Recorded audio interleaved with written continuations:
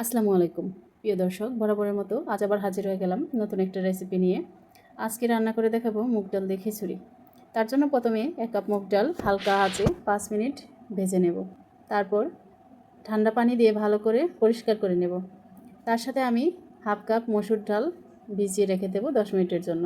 এবার 2 কাপ চাল ভালো করে পরিষ্কার পানি দিয়ে ধুয়ে নেব।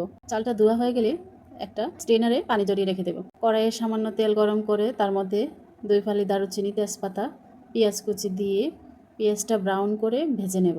4-5টা এলাচি, গোলমরিচ এবং লবঙ্গ, আদা বাটা 2 টেবিল চামচ দিয়ে ভালো করে কষিয়ে নেব।